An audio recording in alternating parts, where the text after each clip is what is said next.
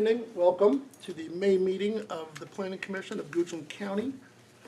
Ms. Morgan, do we have a quorum? Yes, sir, Mr. Patak, we have a quorum. Thank you very much. Please stand for the Pledge of Allegiance and remain standing for the invocation. I pledge allegiance to the flag of the United States of America and to the republic for which it stands, one nation, under God, indivisible, with liberty and justice for all. Most gracious God, thank you for enabling us to gather here today. Thank you for this body of people that you have ordained to rule this great county. Now, as we go about doing the business set forth today, help us to keep you first in everything that we say and do. Bless all who are in authority with the proper knowledge, wisdom, and understanding so that we may prosper under their leadership. Most of all, bind us together in a spirit of love which surpasses all things. In your omnipotent name we pray. Amen. Amen.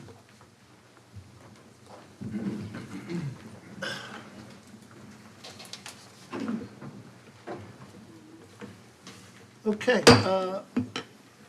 approval of minutes. Anybody have anything to add or say or? I'll make a motion to approve the minutes from April 18th. Second. Seconded and moved. All in favor? Aye. Aye. Aye. Ayes have it. Citizen comment, period. Anybody who has anything to say not doing tonight for tonight's business, come up and please if you'd like. If not, okay. We'll close the public comment.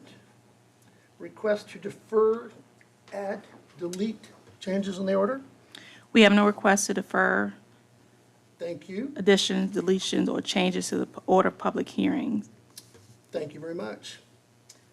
First public hearing item. First on the agenda, we have District 1, CU 2024-0009, application by Atlantic Tower LLC requesting a conditional use permit, CUP, for a telecommunications tower on 25.66 acres on Cartersville Road, approximately half mile south of its intersection with St. Paul's Church Road on tax map 38109990. The property is zoned agricultural general A1. The CUP is required by the county zoning ordinance section 15102 in accordance with section 15288B. The comprehensive plan designates this area as rural enhancement area. Thank you, Ms. Morton. Members of the Commission, Tom Coleman, Principal Planner. As Ms. Morton said, the first application is a conditional use permit for a new communication tower. This is located in the southwestern portion of the county along the east line of Carswell Road. Looking at the aerial photo, you can see that there is some sort of low-density residential development, especially along Carswell Road, that as you move away from Carswell Road to the north and south, the areas are predominantly mature tree stands, undeveloped. And noting on the subject property, that also includes mature tree stands, what I'll refer back to in a few minutes when we talk about buffering the tower on the property. Looking again at the subject property, the surrounding properties, they are designated as a rural enhancement area in the comprehensive plan, and the subject property and the surrounding properties all share an agricultural zoning. The proposal before you is to construct a self-support or lattice-style tower up to 199 feet in height.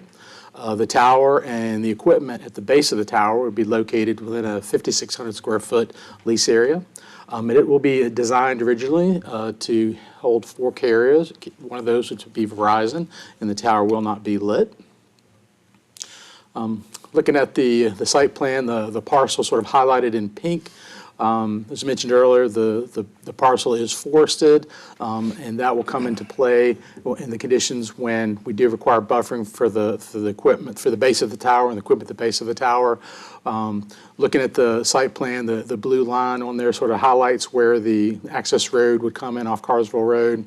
There is a cemetery on the site, which is highlighted with the red square that is out of the way of the tower and out of the way of the access to the tower.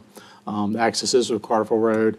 And the blue circle sort of shows that the fall zone of the tower is located in its entirety on the subject parcel. The applicant did conduct a balloon test in December. There was one, both of these photographs were taken from Carsville Road. One of them was looking south towards the tower. One of them was looking sort of northeast towards the tower.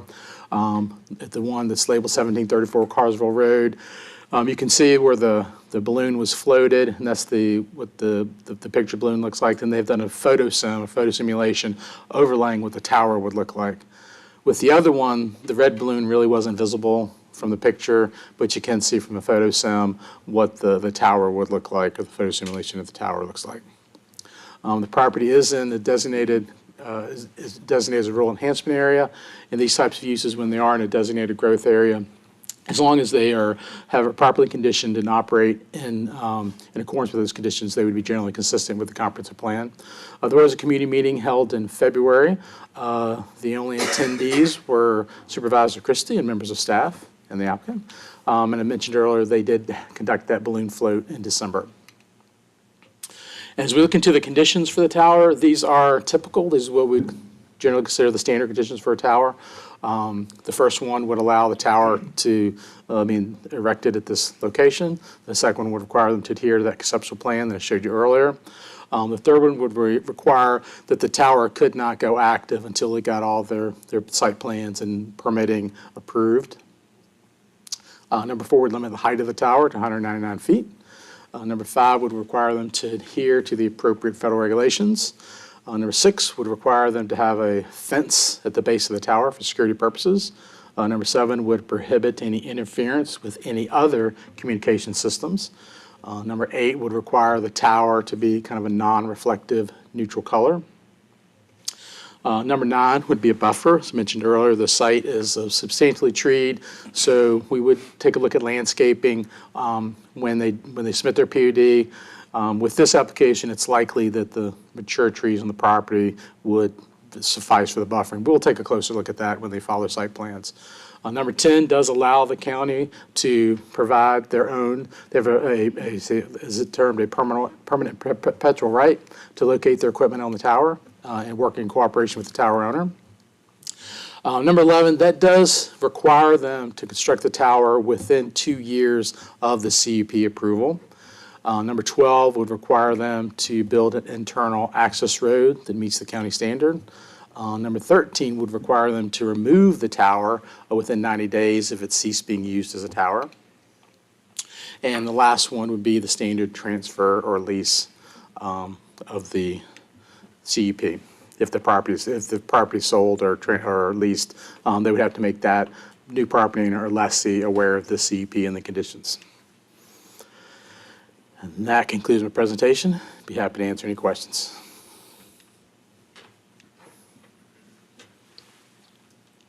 I have a simple question.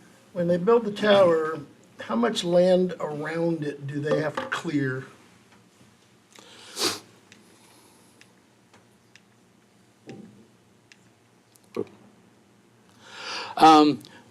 Generally, the area that you see where the blue line is, that will require clearing to install that road. Right. And generally where that circle is, the fall zone of the tower, they're going to have to clear that area to sort of bring the equipment in and construct the tower.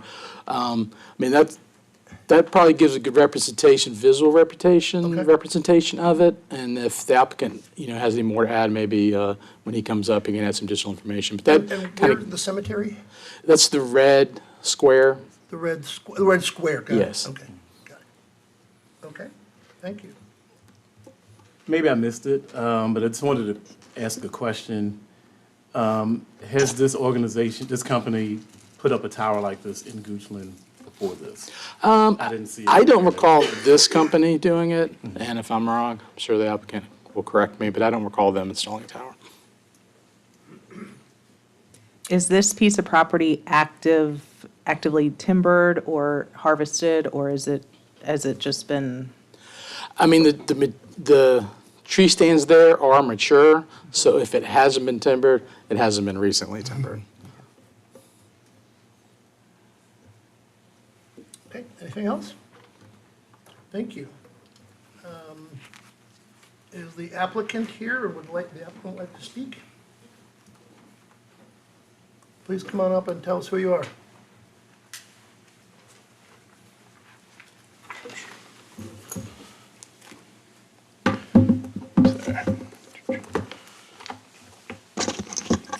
Good evening. My name is Brendan Gill. I'm the representative from Atlantic Tower.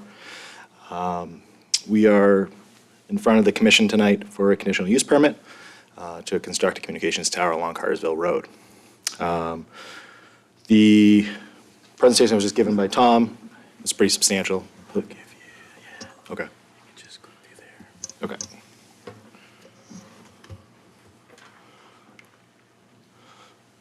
So this is a cover page, kind of overlays the location of the tower, the coordinates, any relevant contact information. This is the site overview of the site plan. And I'm happy to answer kind of the initial questions that were asked now or after, whatever the commission would like.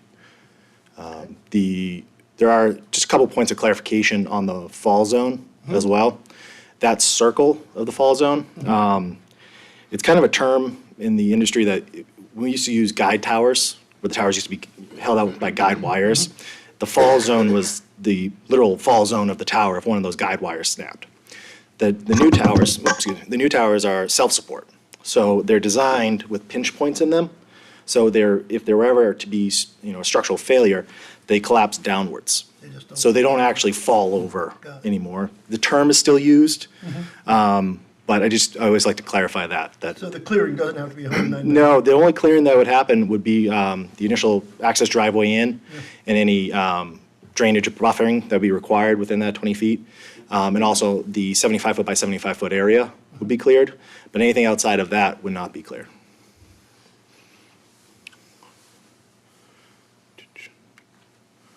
The tower itself is actually, it's 190 feet tall, with the top apparatuses being 199 feet. Those top apparatuses are whips if the county or the state or any of the emergency communications choose to put their communication on top there. Those whips are typically about 10 feet tall, 9 feet tall. So that's what that initial height would be. But the actual structure of the tower from ground elevation is 190 feet. It is a lattice tower. The reason why we use a lattice tower nowadays mainly is because of maintenance. On the mounts that actually attach the equipment, it's far easier to get to and maintain, and allows for more mounting positions for various. When the carriers come in, they have different azimuths they use for antennas, where they have to kind of shoot one way or the other, depending on where the coverage needs are. So it allows us just more flexibility on a coverage standpoint. This is a picture of kind of an access driveway that we've done in the past.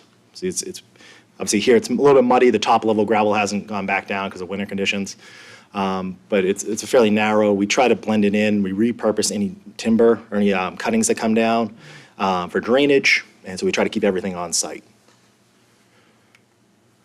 Again, here you can see it. There's some drainage swales that are needed. This is a very different picture than what the site will look like because it's rising in topography, but similar in kind of where it's a wooded atmosphere, gravel driveway with limited clearing. And that's what a lattice tower would look like at a similar height.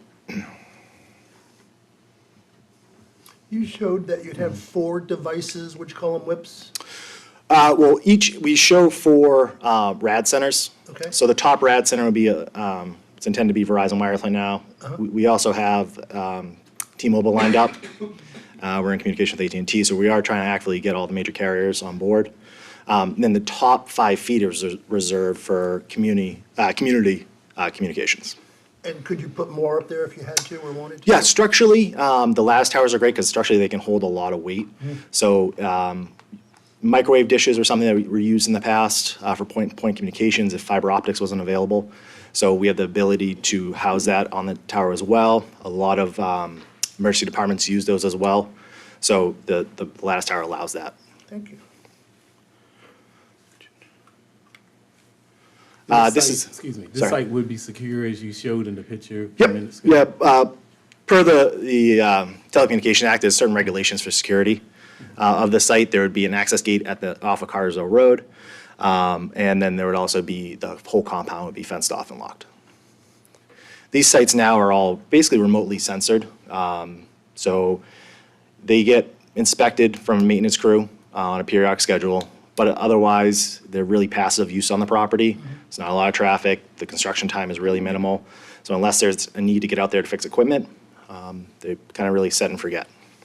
It is not lit, there's no beacon, there's no FAA requirement as well, which is always a benefit.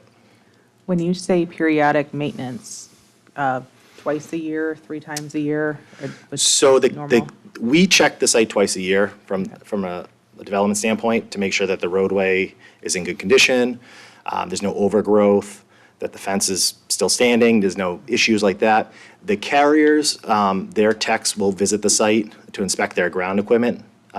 They also install a backup generator at the site that will run once a week for about 20 minutes at half capacity just to run the fluids. And then if power does go out, those generators charge the battery packs that run the site. The battery packs run for about 10 to 12 hours. When they get low, the generator will kick on, recharge them, it'll kick off. So make sure that there's always a constant stream of make sure the towers are always up. The main goal of tower development now is to make sure that the communications are reliable, just as a landline would be. Because so many more people are using mobile communications for emergency communications. So we look at it as someone wants to pick up a cell phone to make an emergency call, we want to make sure that they have the same reliability as a landline. So this is the coverage propagation from the location. There's a couple other slides I'll show it, but I put a Google overlay just because it shows it a little bit better. This site does a tremendous job of fulfilling Carswell Road, touches out to Route 6, and the general area as well. You can kind of see the drop-off along the river, and that's kind of natural because of the topography. It kind of overshoots that little gap. But you can only do so much with sites nowadays. The days of booming a signal 20 miles are over. So these sites we're happy to cover. This is a very good coverage plot. What is the radius of it? It's roughly about 3.5, 4 miles, and that's dependent on use. So the more use in a single area, the smaller the coverage will go, and vice versa. If there's less coverage, the signal can go out a little bit longer. Here, it should stay pretty consistent. We see it during areas of dense populations. The signals will get condensed pretty dramatically. Special events, anything like that. But in sort of a rural natured area like this, it should stay consistent. This is the existing coverage. Right now, the orange star is the center of the tower. There's a little blue dot to the south, I believe along the railroad, that's picking up. It's a Verizon signal, and I believe it's for the railway communications there. So it really does not have a commercial purpose other than that. But you can kind of see how it gets cut right off as soon as the topography starts rising. And that's with the site, and that's with the site with the existing coverage in the area. So there are other areas in the county that have substantial gaps as well, but we can only start one site at a time. Got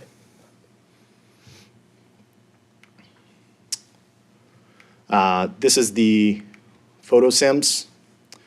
The balloon location in the tower site, because of the vegetation, it was impossible to get the balloon up through the trees during the windy day. So we try to get as close as possible. So you'll see it in one of the photos, primarily this one where it looks pretty prominent over that tree line. It's actually going to be tucked further back down in elevation as well. So that's going to drop dramatically. So it's not going to be nearly as visibly prominent as this photo looks right here. You can see it's going to go back close to about, I believe it was about 900 feet down elevation 2. So that's why there's very few points that you could ever see it in the area. And also, this is during December where the foliage was not an issue, covering anything up. So it was the best time of the year to do it. Likewise, this photo will be kind of centered more down to the right, below the blue truck, down elevation. So all for the height of the tower is going to be relatively, the visual impact is going to be minimal. That's all I have for that slide. I'd be happy to answer any questions about the site specifically, or the construction of the site, or the need, if the commission has any. Any questions? Nope, everybody good? Thank you very much. Thank you. I will open it up to public comment. Anybody who needs to come up and... Okay, seeing as there's nobody, we'll close the public comment and board.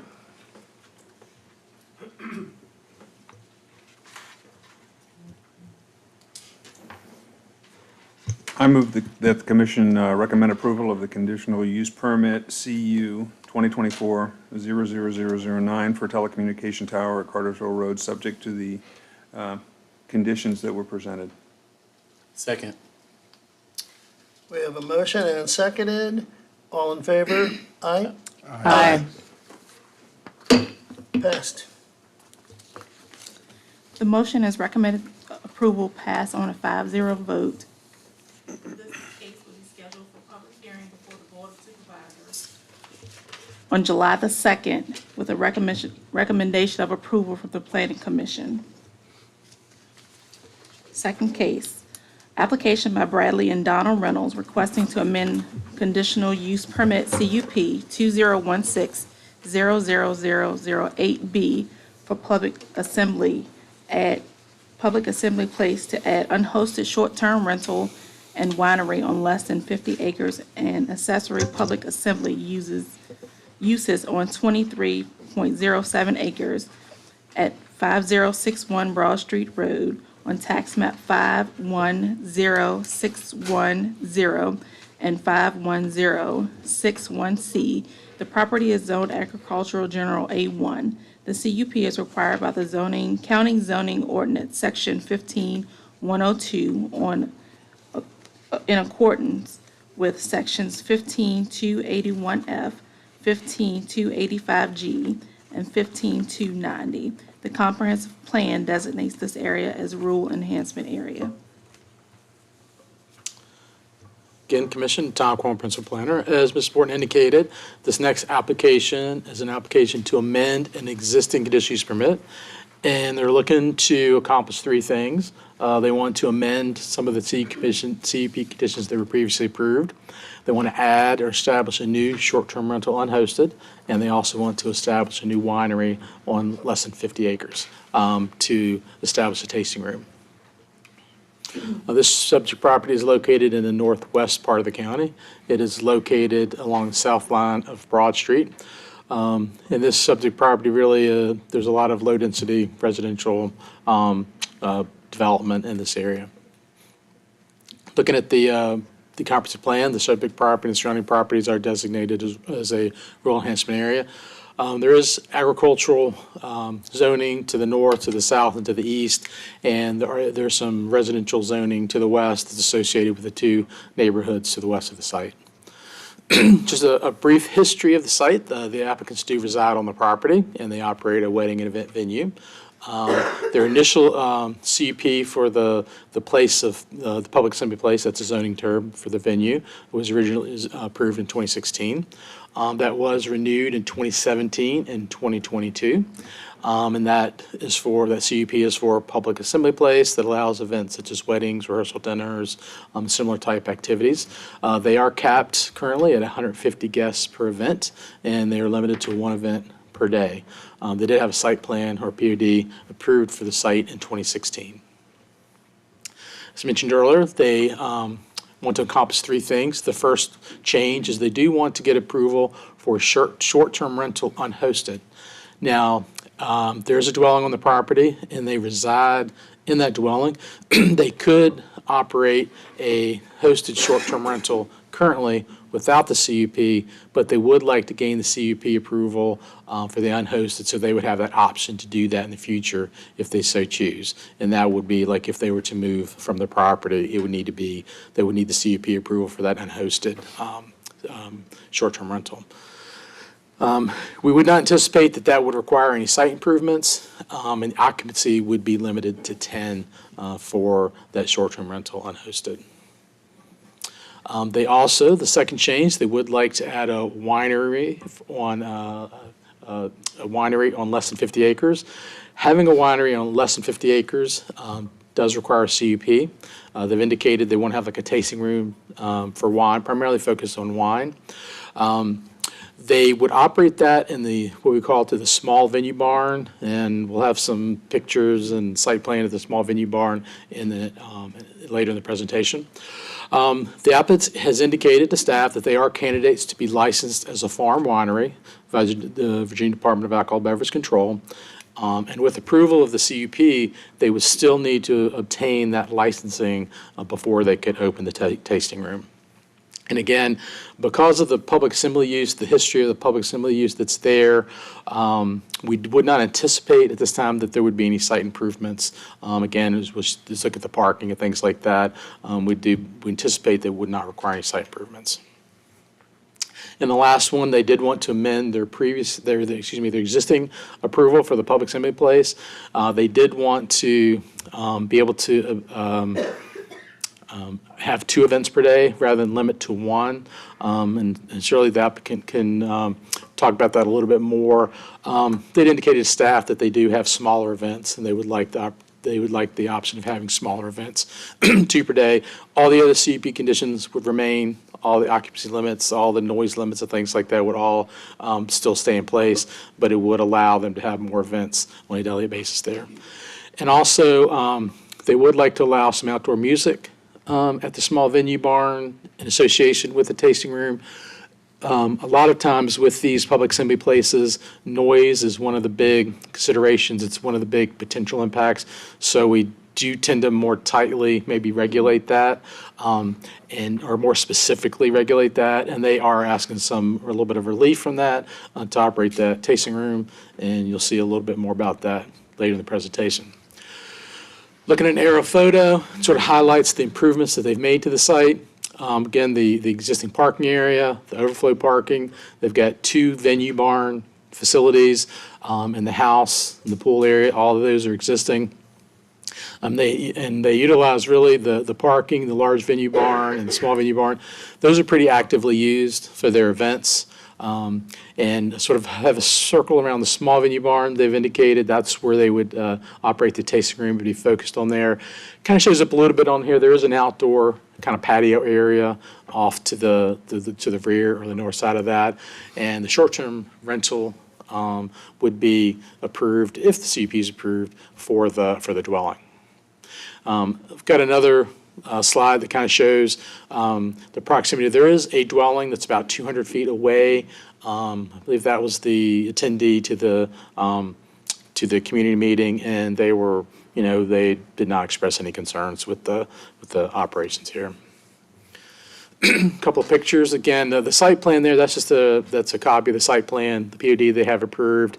A picture of the large venue barn and the small venue barn that would be utilized for the tasting room. And some additional pictures of that small venue barn and the patio area. And that's indicated where they would like to operate the tasting room from.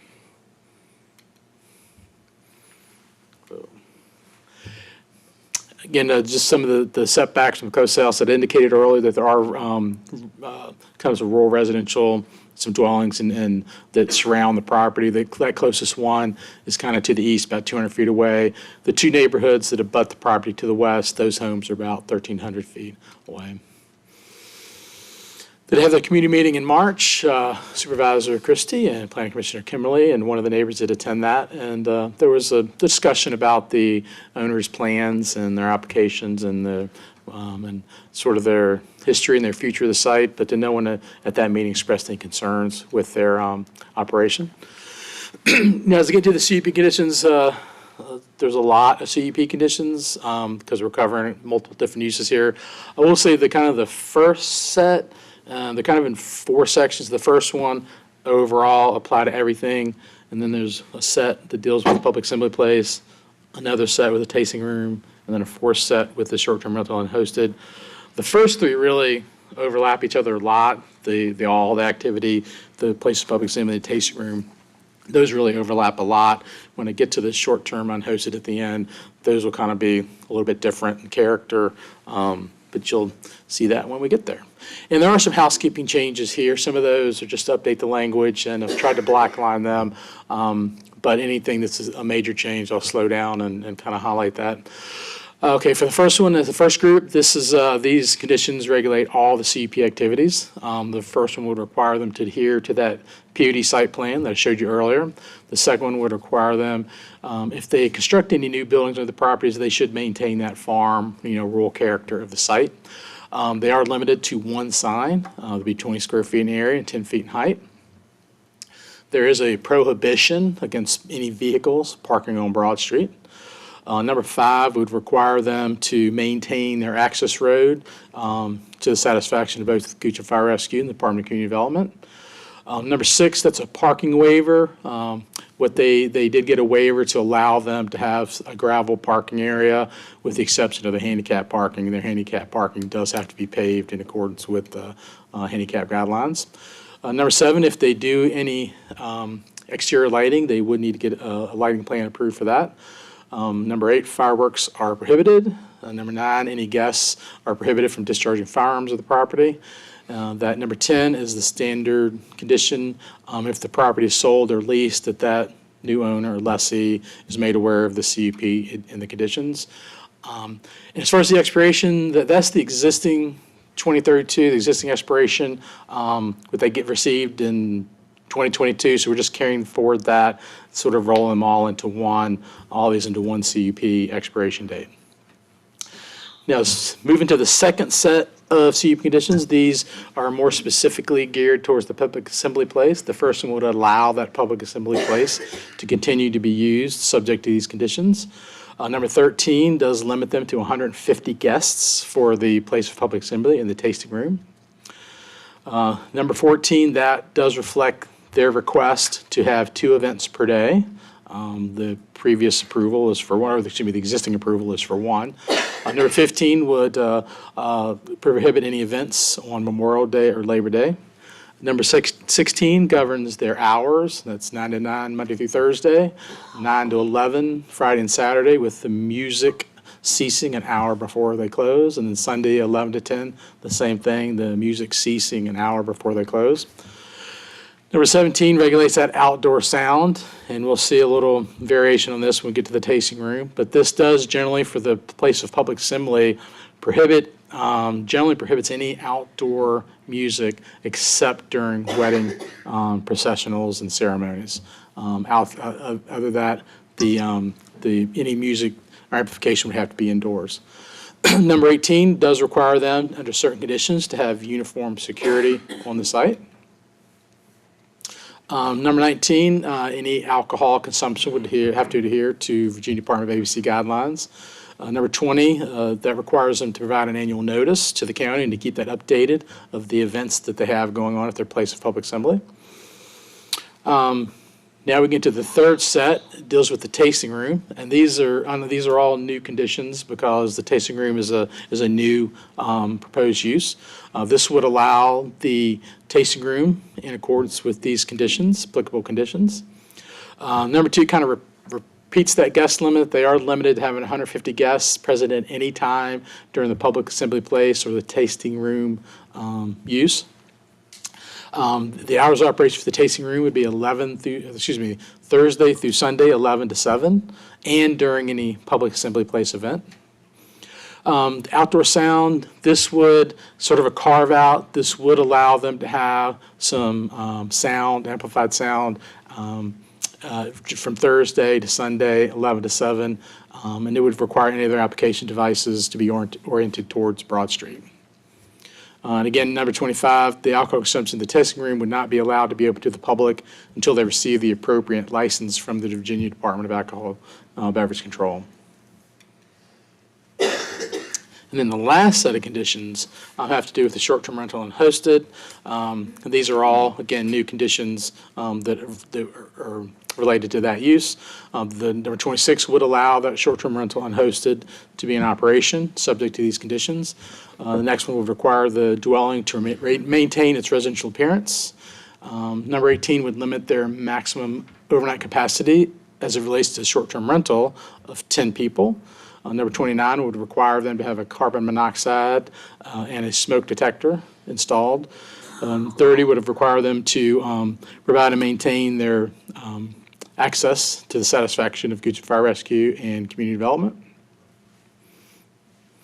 This would prohibit any outdoor implication of music as it relates to that use and would require all outdoor music to be ceased at 10 o'clock. Number 32, that would require them to post no trespassing signs around the perimeter of their property so that the guests know the limits of the property. And number 33 would require them to provide a notice to all those clients and to highlight 4 of the conditions. Number 1, that no more than 10 people can stay there overnight. There can be no amplified music outdoors and no music outdoors at all after 10. To observe the no trespassing signs, and that there's no hunting or discharging firearms on the property. That concludes my presentation. Happy to answer any questions. I have a question. Are you asking us to approve or approve as amended? This would be to approve. I've added all the amendments. Okay. And you've viewed them, so if the, obviously, the planning commission wants to tweak these, then it would be as Okay. amended. Got it. Thank you. Anyone else? There's going to be grapes planted at some point in time, right? They're having a farm winery. Was there indicated where they would be planted on? I could any- defer to the applicant Sure. on that. Okay. That's probably related to their Okay. getting their license from the JABC. Okay. Okay. Thank you, Tom. Would the applicant like to speak?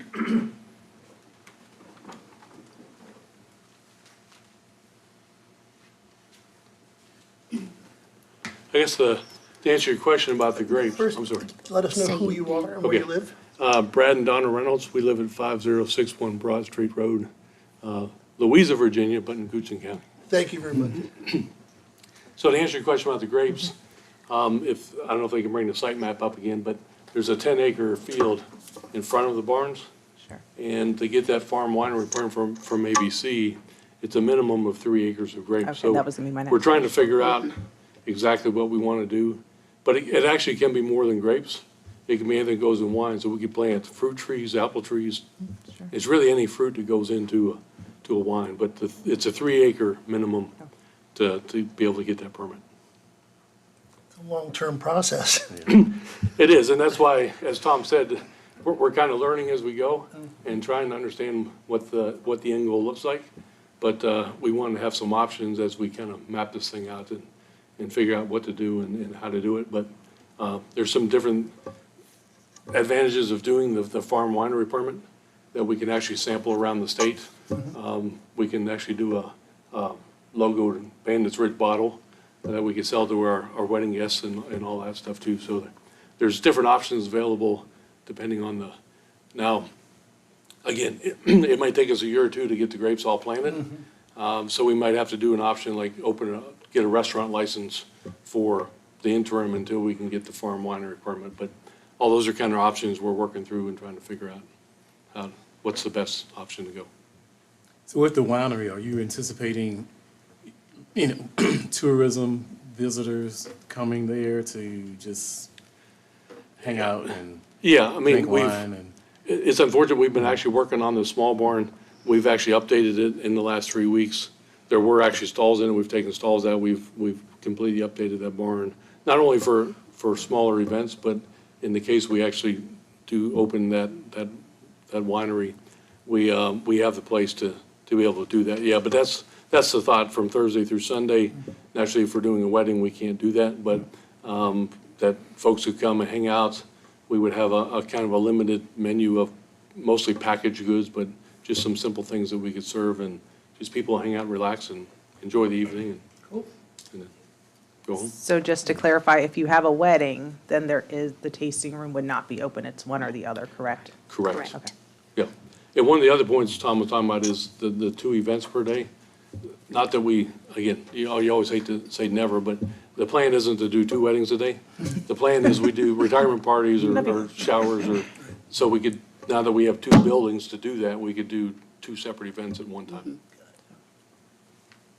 Is your intent to, if this is approved, to stay there or to sell the property? Our intent is to stay, and that's why we're looking at the options of, we have that 10 acres out front. Do we build a small house out in the field, actually with county approval? But then we would have a place that, ideally, we would like to be able to stay on the property as we rent our house out for the weekend, so we can kind of watch and maintain and make sure everything goes right. But that would be the easiest option for us, is to have something out in that field down by the wood line that we could move to and for the weekend, and then actually move back into the house. Thank you very much. No, thank you. I'll open to public hearing. Okay, close the public hearing. Board, questions, discussion? I move that the commission recommend approval of conditional use permit CU 2024-00010 for a public assembly place, unhosted short-term rental and winery on less than 50 acres, and accessory public assembly uses at 5061 Broad Street Road, subject to the imposed conditions as presented. I'll second that. We have a motion and a second. All in favor? Aye. Aye. Case is passed. The motion to recommend approval passes on a 5-0 vote. This case is scheduled for public hearing before the Board of Supervisors on July the 2nd, with a recommendation of approval from the Planning Commission. Thank you. District 1, CU 2024-00008, application by Ian Hemstock requesting a conditional use permit, CUP, for a gunsmith shop and outdoor gun range on 5 acres at 5764 Community House Road on tax map number 101011B. The property is zoned agricultural general A1. The CUP is required by the County Zoning Ordinance Section 15102. The comprehensive plan designates this area as rural enhancement area. Again, members of the commission, Tom Coleman, principal planner. And as Ms. Morton said, this is a conditional use permit for a gunsmith shop and an outdoor gun range. This is located in the western portion of the county. Looking at the aerial photographs, we'll see that really along the subject property in north of Community House Road, the areas tend to be more forested. On the south side of Community House Road, there did tend to be some more meadows and fields. And this area does sort of represent sort of a rural residential character, exhibits a rural residential character. The subject property and surrounding properties are designated as rural enhancement areas in the comprehensive plan, and the subject property and surrounding properties are all designated as an agricultural zoning. The applicant has indicated that they are a federal firearms licensee, and they are requesting to operate a home-based gunsmithing business engaged in the repair, service, transfer, and sale of firearms. And he's also indicated that he is a competitive shooter and will utilize an existing gun range there will also be, the request is to use this for these 2 CUP uses to test firearms. Looking at the gun range, there is a creek behind the property, so the shooting ranges are elevated above the creek. Indicated on the site plan, so generally the shooter will be firing downhill. The shooting positions shown on the map is S1 and S2. S1 is a little closer. It's about 36 feet from the backstops, elevated about approximately 4 feet above the targets, and that would be for handguns and shotguns. There is a shooting position number 2 that's about 150 feet away from the backstop. It's elevated about 18 feet above the target, so again, they'll be shooting downhill towards the creek. There's an existing backstop that will be utilized. It's constructed of railwood ties. It's about 4 feet in height and about 21 feet in width, and it's constructed of wood. But again, this is a CUP request. If it operates in accordance with the CUP conditions, then it would generally be consistent with the comprehensive plan. There was a community meeting in January. There were 9 attendees, including Supervisor Christie and former Planning Commissioner Myers. There were a number of questions and concerns about noise and the hours of shooting, the direction of fire. There's thorough discussion of the operation. There was the proprietor of an adjacent family daycare home that did require to sort of limit, if there was a potential to limit some of the shooting in the afternoon when the children are outdoors, primarily related to the noise impact, and the applicant was amenable to, you'll see that in the conditions, that they won't, as it relates to the CUP, they would not fire outside between 1 and 3, and that would allow, the children to play outside without having the noise impact of the firearms discharging. As we move to the CUP conditions, the first one would allow the gunsmith shop and the outdoor gun range in accordance with these CUP conditions. Number 2 would require them to kind of adhere to the gun range as shown in that plan I showed you earlier. The hours of operation for the gunsmith would be Monday through Saturday, 8 to 6. And there's that limit on test firing, that the test firing for the outdoors as it relates to the gunsmithing and the outdoor gun range would be from 8 to 1, Monday through Saturday, and 3 to 6. Number 4 is important because the applicant has indicated that this is related to the gunsmith business and for his personal use, that the outdoor gun range would not be open to the general public, that generally the gun range, as it relates to the gunsmithing business, would only be used by the property owner and a guest accompanied by the property owner. Number 5 would require them to adhere to all county, state, and federal laws as it relates to the firearms. Number 6 would require the backstop to be constructed of materials that don't promote ricochet and that it would be maintained. Number 7 would require the site to maintain a residential appearance. Number 8 would be for recommended 5-year approval. And number 9 is the standard transfer or lease that the commission has seen on previous applications. And that concludes my presentation. Be happy to answer any questions. I have a question, Tom. Obviously, there's an existing shooting range or pit, berm, whatever you want to call it. I assume, is this the applicant's pit that has been used before? Surely you can direct that to the applicant, but yes, he indicated to us it's an existing gun range. Those are as pictures of the existing facilities, and so he already utilizes it as a gun range for his personal use. So these CUP restrictions would regulate the CUP use of the site, and he does need to get the CUP to operate as a gunsmith and to operate the outdoor gun range as it relates to the gunsmithing business. But previously, he's used that gun Correct. range without any kind of application or anything. Correct. Thank you. Okay, thank you very much. Would the applicant like to speak?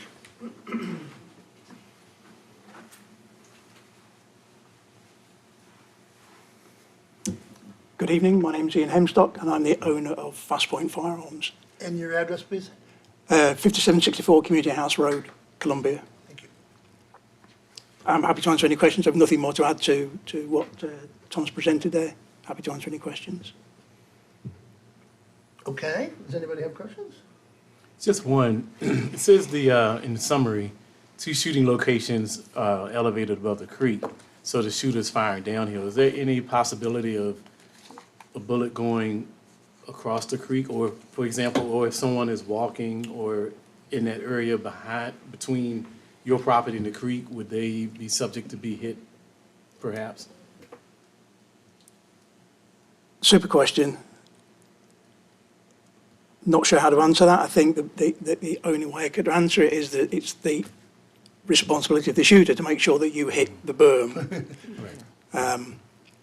But if you have someone come out that you're fixing their gun and you want him or her to practice with that gun, they're not as good as you.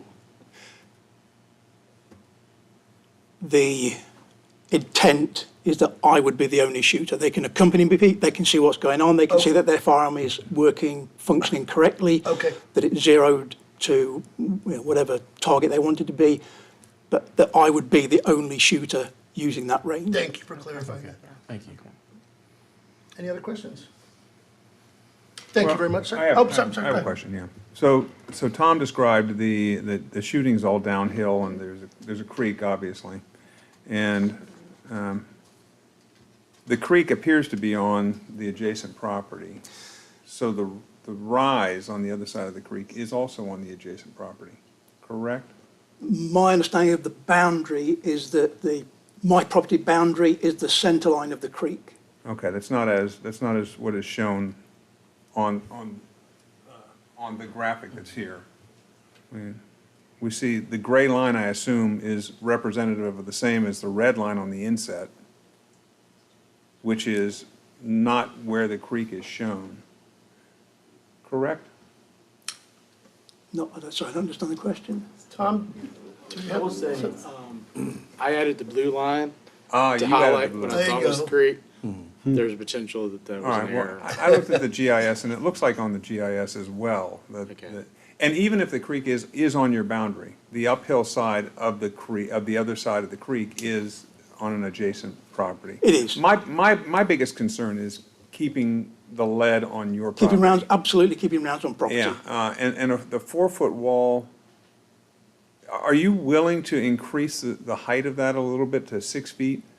I'm willing to increase the height, and I'm willing to add media to help contain bullets on property. If that will help, for sure. Explain what media Yeah, I'm is. sorry. Dirt.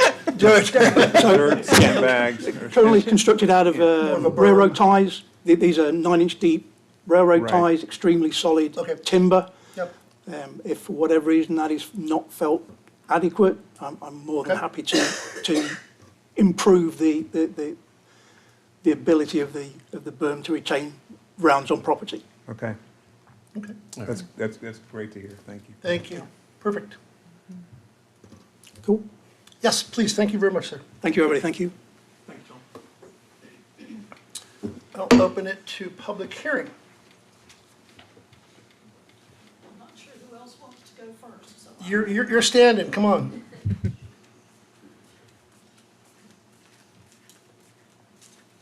Good evening. My name is Kathy Crockett. I reside at 5888 Community House Road, just up the road from this property. I do not have a problem with the gun range at all. Well, the gunsmith part. I'm not happy about the gun range. I don't know how many of you all were around when they did the testing for ORPAC's shooting range. But it could be heard from miles away. And I'm not even a half a mile from the property. There are 2 houses and then a field of trees and then my house. I didn't even get an invite to the community meeting. And the only thing I knew about it was today when I went to Dawson's Pharmacy and picked up a Goochville Gazette and went home and started reading it. That was published yesterday with the notice. So that just didn't set right with me. Because I called Howard Mayo. I said, hey, Howard, you live on the other side of the pond, just down the creek from this. Did you know about it? He said he found about it 2 days ago. So I don't think, I have visions of the old Goochland coming into play here. I don't like it one bit. We need to make sure something like this is public transparency. And when you come forward with something like this and notice isn't even given to a neighbor that's 2 houses down, before it comes before your board in 15 minutes, I had to haul butt to get here in time.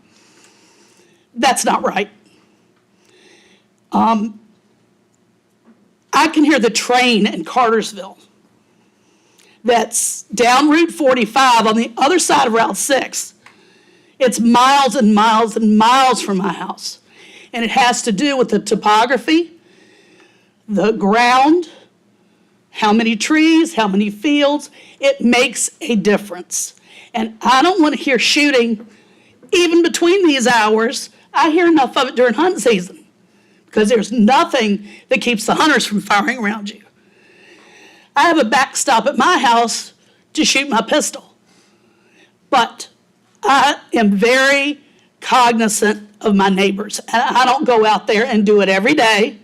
I don't do it at all hours of the night. And frankly, I couldn't believe that no one has asked a question about the kids next door. They might want to play in the creek. How's he going to know? It's just not, it's rural enhancement. It's not meant for this. If he wants to have a gunsmithing shop, that's fine. But I don't agree with any of the shooting part, the shooting range. And I don't know how long it's been constructed, but I thought he just bought the house. That's it. Thank you, and I'm sorry we didn't get a message to you about the meeting earlier. Would the applicant like to respond? Is there anyone else? I'm The sorry. public hearing's still open, just in Go ahead. case. Please. Thanks, Kathy.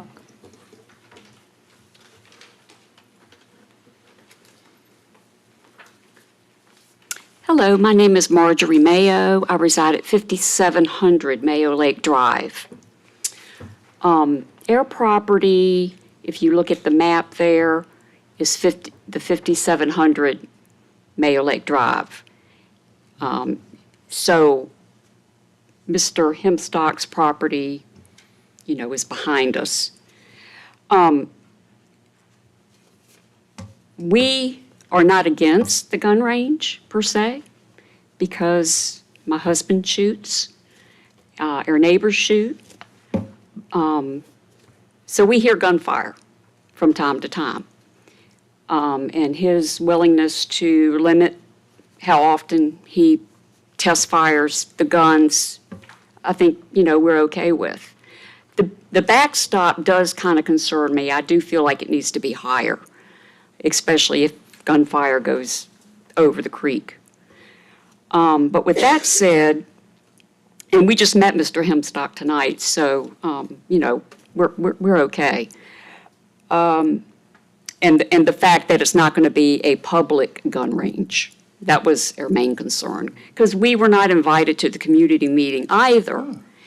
And I just want to point out that I think the county needs to be more cognizant on the type of conditional use permit that is being requested to what neighbors get invited, because that gunfire can be heard from miles away, not just from properties that border the applicant's property.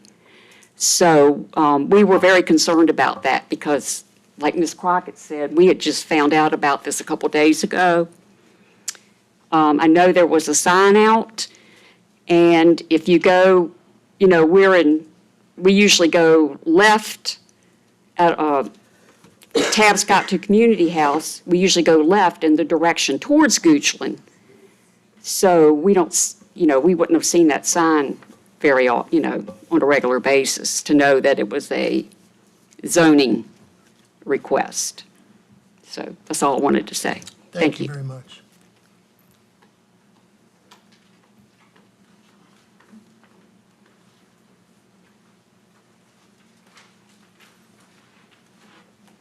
Hi, I'm Mary Clark and reside at 5702 Mayo Lake Drive. I'm one of the closer neighbors, so to speak, that's here. I have heard in shooting, I just met him for the first time tonight. Actually, I thought it was one of my other neighbors that had been shooting. I do hear him in the afternoon. I work from home most of the time. It's only test firing, and it's not like it's 200 rounds of ammo that's being shot. And it is different guns, because we both shoot, and he is a professional shooter. He knows the safety regulations. We have no problem with how it's been laid out. We do think, Guy, you are correct in maybe making the backstops a little taller, just for safety's sake, more than anything else. I mean, I have it on recording, sitting on my front porch, which directs towards him, of the gunfiring. And, yeah, you hear it. But I'm sure he hears us when we shoot, because we kind of shoot towards that way, But he has been respectful as far as the times that he's been shooting. And so I'll very support him with an exception of the backstop. Thank you. Okay.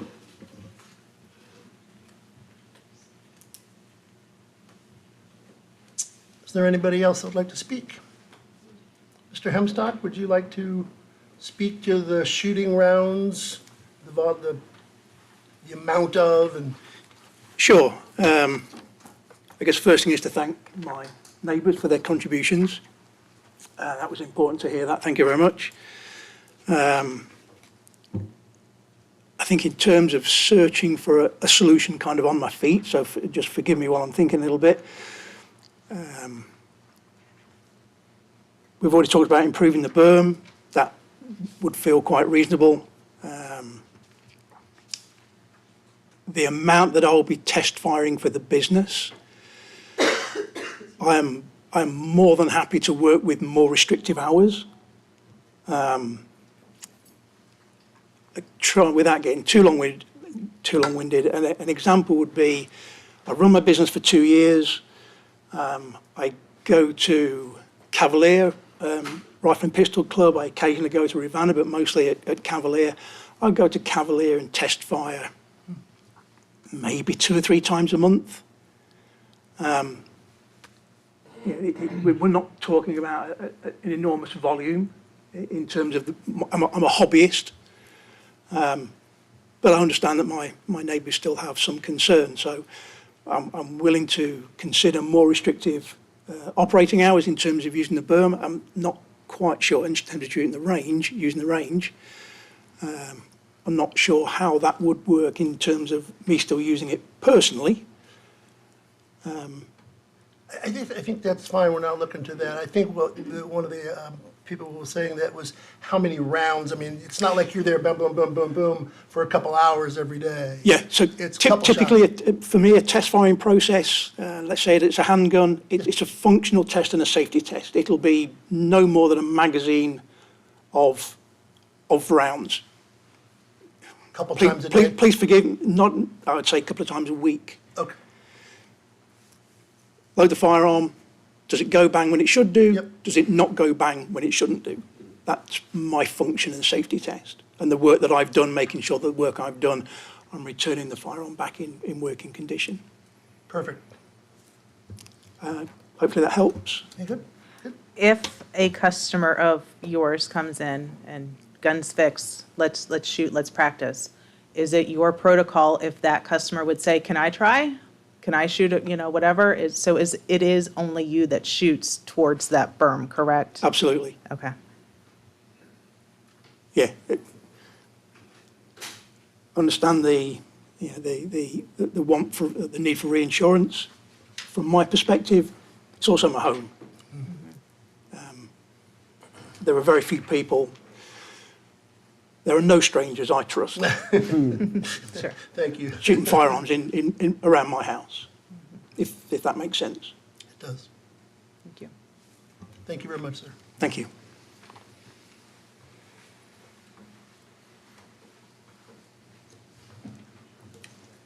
I have a question for Tom, I think.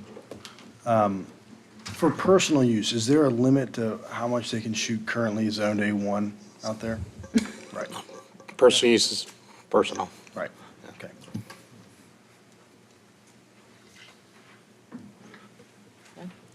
Yeah, I was just going to have conversation among Yep. the board if you're, or the commission, unless, I think, is this closed, the public comment? I'm sorry, yes, we're close the public comment. All right. I think we're good, right, and he is as well as making an amendment to increase it by 4 feet. I would be happy with a 4-foot higher wall I think would be wonderful. There have been, most of the comments that were heard were around noise. And I think Tom's made it clear that there are no limitations in the county as to who can shoot, or people can shoot, when people can shoot, well, I mean, how much people can shoot on their own property. And So I don't know that there's much to consider with that concern about noise. Concerns about who shoots, I know he's given us assurance, it's verbal assurance, it's not written into the application that he would be the only one that would be shooting, so I don't think we can really consider that. There's no limitations also on rounds written into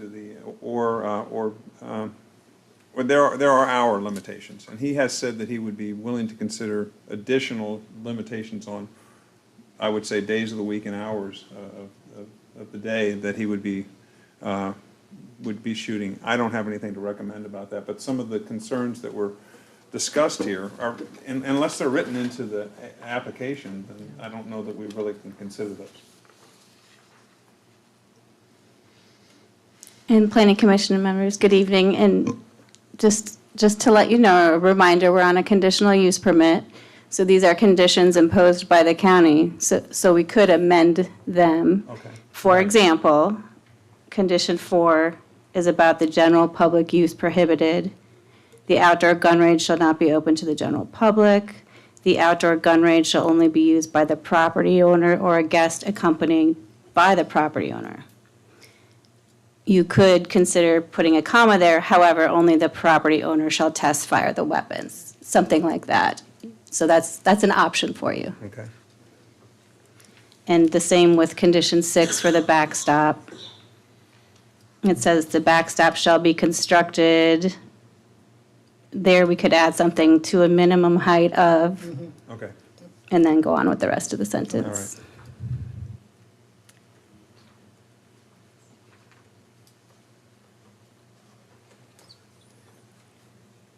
So I'll make the motion, approve as amended. I move the commission recommend approval of conditional use permit CU 2024-000008 for gunsmith shop and outdoor gun range at 5764 Community House Road, subject to the imposed conditions with the following amendments. To create an additional height on the berm of 4 feet using whatever All right. material. So it's currently at 4 feet, so it would go to 8 feet? Right, and I meant an additional 4 feet. Right, I understand.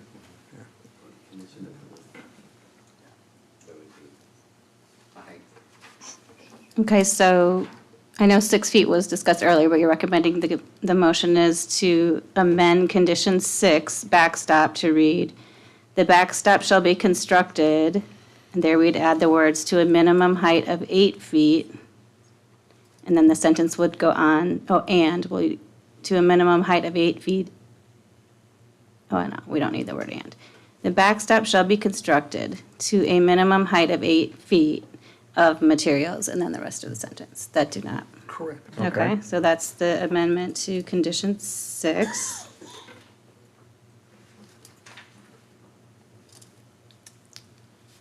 I'm good with that. And then, Oh. nope, I was Okay. moving on to 4. Or do you want to Four. say it No, 6, no, or you're please. good? Okay. And then, sorry, I was trying to write while you were talking, and For So, 4, I was to thinking only we be could, put a comma at the end of the sentence instead of a period, say, however, only the property owner shall test fire the weapons. Correct. So far, the motion sounds like it's proposed as amended with conditions 4 and 6 amended. That's your motion so far. do we want to talk about hours, or we're good with hours? Okay. Okay. You make your motion, sorry. I made the motion, do we have a second? Correct? Yes, you made the motion. No, you don't have a second. I think Ms. Kowalski was asking I'm if you sorry. wanted to make additional amendments to the I'm good motion. with the Okay. amendments we have. So then I'll second. Motion and seconded, all in favor? Aye. Aye. Aye. Motion is passed. The motion to recommend approval as amended passed on a 5-0 vote. This case will be scheduled for public hearing before the Board of Supervisors on July 2nd with a recommendation of approval from the Planning Commission.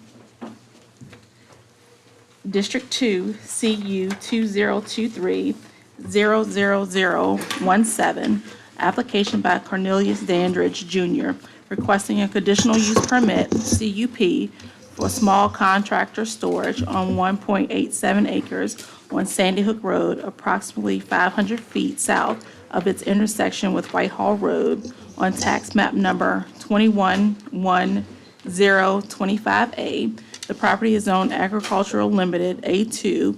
The CUP is required by the county zoning ordinance, section 15112, in accordance with section 15283I.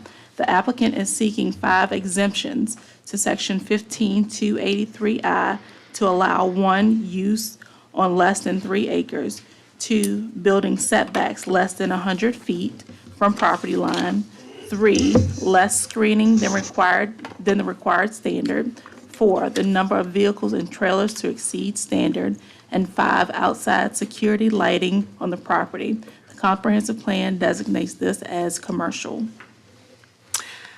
Thank you, Ms. Morton. For the record, I'm Jamie Sherry, Director of Community Development. Mr. Chairman, members of the commission, the next public hearing is an application by Cornelius Dandridge for a conditional use permit for a small contractor storage building. The property is located within the Sandy Hook Crossroads area, which is in the, near the intersection of Whitehall and Sandy Hook Roads. The property is zoned agricultural limited, which requires a conditional use permit for a small contractor storage building. The comprehensive plan designates the property as commercial and is located within the Sandy Hook Crossroads as designated by the comprehensive plan.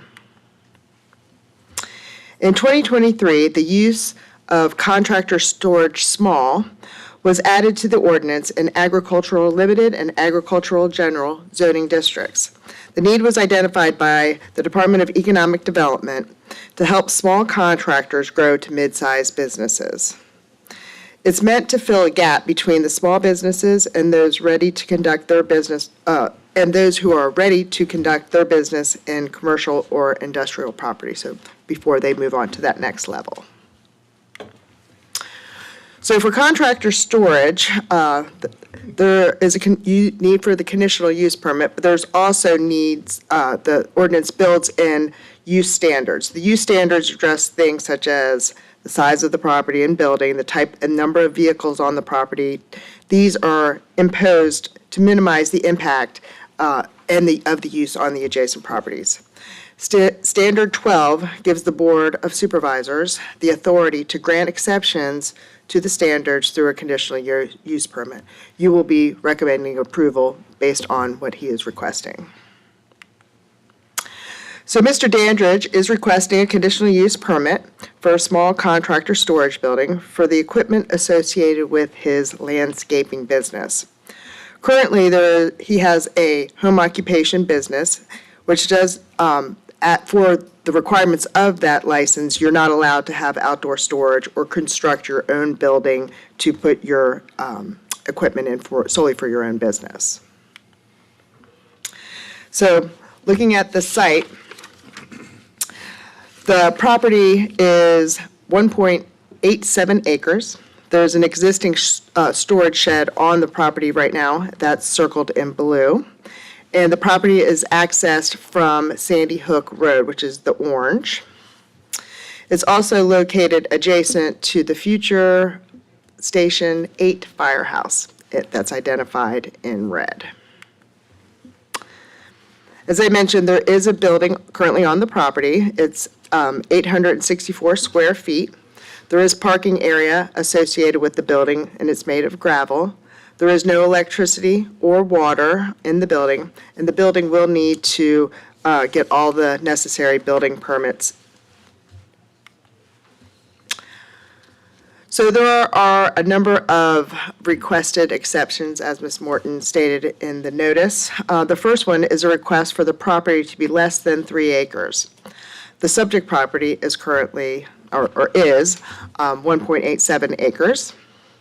The second exception is to request the minimum setback, request an exception to the building setback of 100 feet. So as you can see on the aerial to the west, the property is approximately 75 feet from the property, and to the east, approximately 80 feet from the property.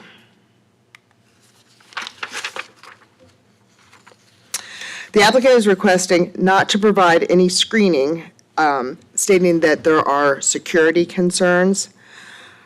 The standard requires the building and parking area to be screened with dense vegetation, an opaque solid fence, or a combination of both. Staff has concerns with this request because of its location in the rural crossroad and its proximity to other uses. Screening should be provided to minimize the visual impact and to help retain the rural character of the area.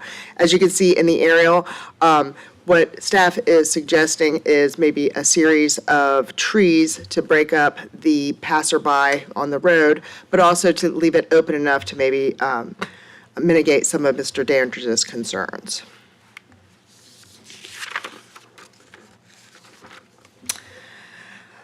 He is also requesting an exception to the number of vehicles and trailers. The applicant has 3 vehicles currently on site, 3 trailers, and the trailers do exceed the length standards as well as the number of axles.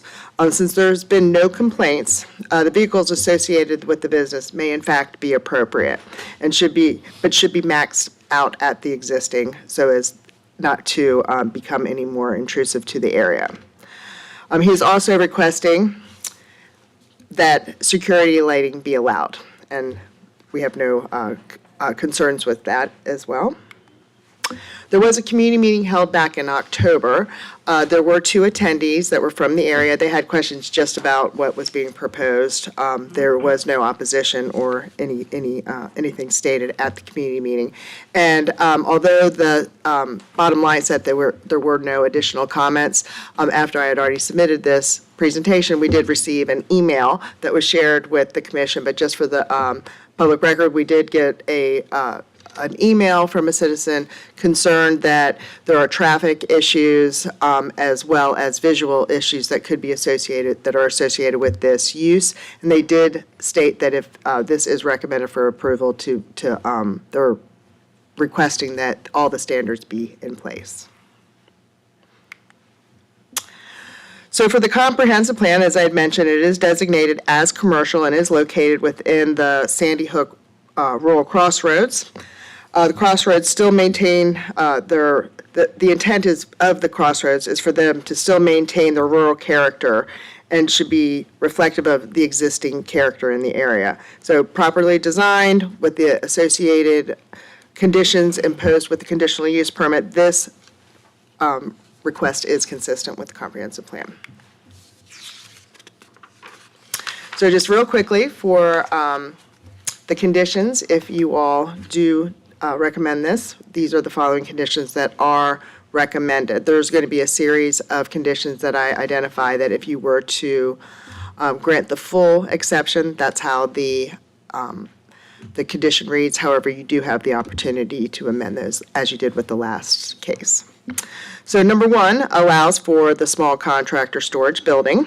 Number 2 says that the area must conform to the site plan, which is Exhibit A. That's one of the exhibits that I showed you. That road requirements, the applicant must provide the county with written permission from the property in which the access is from if there's no easement in place to get a legal easement to it, and then also to provide a maintenance agreement so that there's an understanding as to who is actually maintaining that road. Building inspections approval, the building will need to get in full compliance with any building code that they need to apply for, and that is within 6 months of approval of the conditional use permit. Oops, there we go. Sorry, there we go. So number 5, 6, 7, and 8 are all related to the exceptions that he is requesting. Number 5, minimum acreage, as I mentioned, 3 acres were identified through the process when we were writing the ordinance, again, with the understanding that he does not have that. I'm not sure that could be achieved, and as I mentioned, there have been no complaints on the property. Same goes for number 6. The building is already in place and does not meet the setbacks. So again, with no complaints, this may be appropriate. Screening, on the other hand, the way the condition does read is that he would be allowed to be exempt from the screening, but he would have to screen his dumpster. As I mentioned, staff does have concerns with that. In the aerial in the photo that I showed you, there were some opportunities for there to be some landscaping put in place that would not be so onerous as to completely block the site and become a security risk.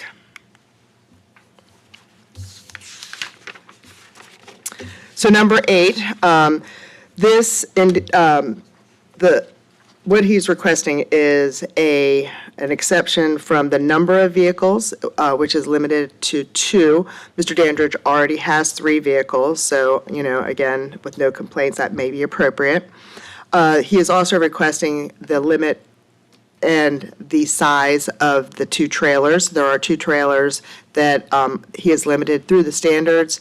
Mr. Dandridge has 3. All 3 of them do exceed the length, and he does have more than 1 axle on those. I did learn through my discussions with Mr. Dandridge and others that the type of equipment that he does carry and the size of his trailers, that 1 axle would probably not be safe. So the 2 axles, if you were to allow him to keep the existing vehicles and trailers on there, the 2 axles would be appropriate. Again, limiting them to the 3 trailers and vehicles so as not to grow too large for this type of use. So number 8 was an original request that Mr. Dandridge had as far as the number of vehicles. In talking with him, he no longer wishes that exception, so he would be limited to the 10 vehicles on the site at any given time. That would be his vehicles and then any employees that he has to park during the active hours of his business. He is also asking for a lighting exception. This is, he just wants to have some security lighting. As it is now, he doesn't even have electricity on it, so it would probably be some sort of solar mounted on-off security light, which is, staff finds that acceptable. And this is a 5-year renewal, so he would have to come back and get the CUP renewed in 5 years, which is July 2029. And then our last is our standard transfer lease. Essentially, if he were to lease the property or to sell the property, he would have to tell the county, and then he would also have to notify the leasee or the purchaser that these are the conditions that are imposed with the use. Oops. Oh, that was there. There we are. Questions? The applicant is also Confused here. about the exception on vehicles. Mm-hmm. He currently has 3, Correct. but he wants up to 10. No, sir. He has 3, but he didn't want, so there's a couple things. The up to 10 was in reference to how many vehicles could be parked there at one time. So that's parking. He has 3 vehicles and 3 trailers. He was not wanting to be limited to those. He did not come up with a specific number that he wanted to have, but staff recommends that if you were to grant that, to limit it to the 3 so that, in 5 years, if he finds that his business is growing and there hasn't been any complaints and wants to demonstrate how he could operate with more vehicles on that site, that would be an option. But I would recommend it being capped at 3 as a first time. What if he determines that in 6 months? He could come back and make that request. But the difference between the 10 and the 3, I think the 3 is overnight parking? So or the is 3 it- is vehicles associated with the CUP use. I'm sorry if that wasn't clear. So his work trucks and his work trailers. Okay, and the 10 is any cars or anything? Yeah, his employees. Got it. Excuse me, Jamie, you mentioned, if you could pull back up Try. the map where you had the screening. So you were saying that the screening was for the trash receptacle. Oh, yes. But I also saw, maybe I was looking at something different, that it showed maybe some other trees along the property line. did you So want- is it gonna be both or just one? So did you want to see the photo or the actual condition itself? I'm sorry. The photo. Okay, so the photo does not show the trash. So it just shows like the existing building. He did say that he would have trash outside. He'd keep everything inside, but the trash outside. So I said if he was going to have trash, it probably, outside it should be screened. So it would be that plus these, excuse me, these stars which represent, I guess, other trees that will be planted. Yeah, that is what our recommendation is. We actually did work with the county attorney. If that's something that you would like to impose, we have some draft language that you might find acceptable. Can you go back 2 slides? It was 68. Existing building will need to obtain building permits. Yes, so the building was constructed without getting building permits or zoning approval. So in order to be active as a legal CUP use, he would have to come into compliance with building and zoning. Is there an estimated completion date for the firehouse?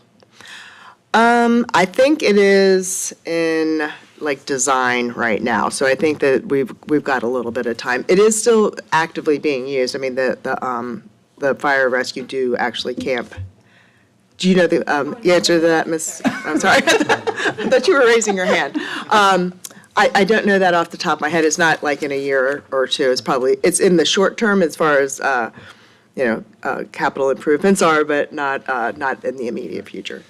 And the way it's written currently for the lights, does he have the option to do sensor lighting or always-on lighting?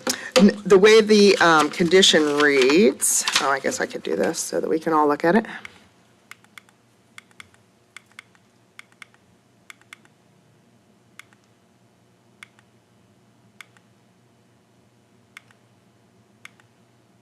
Okay.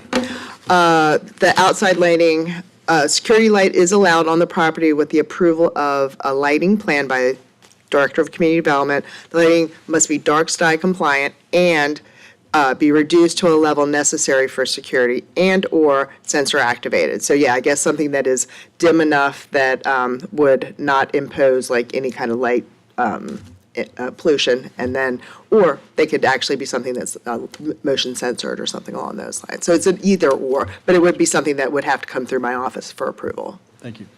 But there's no current power. There is no current power, and it's not, this conditional use permit does not limit him from getting power, Okay. but it would limit him from having outdoor light unless he went through that process under those conditions. Understood.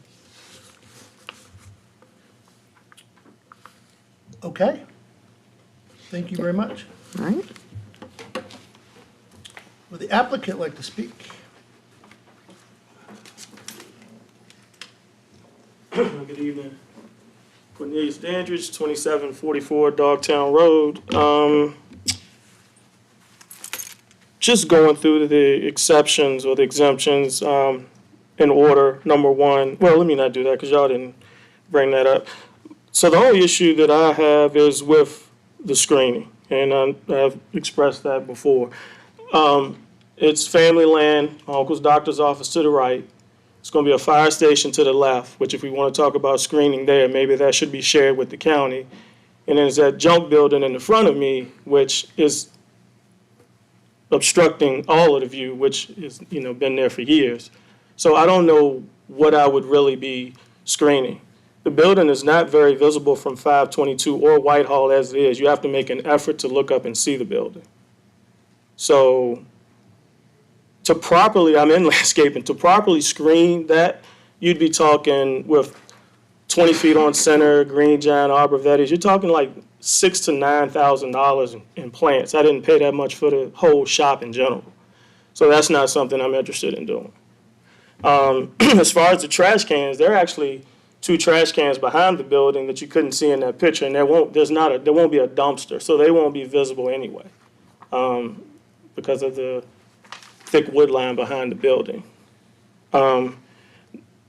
Number of vehicles, I'm confused because I have 3 now, but I thought the limit was 10. So is the 10 not overnight? Is that what? Because when we talked, I said I wouldn't exceed 10, but I thought that meant. So so the 10 is in reference to how many vehicles can be parked on the property at one time. Okay. All kinds of vehicles, your employees, your vehicles. When they're talking about limiting the number of vehicles, the 2 to 3 and the trailers, those are your work vehicles. Okay. So as it is right now, staff is recommending, it's 2 per the standard. Staff is recommending that you keep what you have because there have been no complaints or impact from that. But moving forward, if you wanted any more, you would have to come back and ask for that exception again. Understood. That's all I really have. Okay. Anybody have questions, sir? Do you plan on putting a gate at the entrance to this with a lock or anything else to improve security, if that's a concern? No, just motion lights. So you are gonna You couldn't gate, gating the entrance. If somebody wanted to steal Yeah. something, they could cut through the firehouse lane, so that, well, I don't have any intention of doing that. So are your trailers enclosed trailers or just open? Just landscape rigs? trailers, Okay. got a 14, 16, 18-foot mesh sides. The reason for the tandem axles is just, we've had an axle blow out on a trailer before, and you can actually, with 3 wheels, get back safe. We also had a single axle blow out in the sharp curve that I know you know, going around Whitehall, and that wasn't good. So that's the reason. I would never buy another single axle trailer. Thank you. Any other? Thank you very much. Thank you. We will open up for a public hearing. Anybody would like to come up and speak? Okay, seeing as there are none, we'll close the public hearing.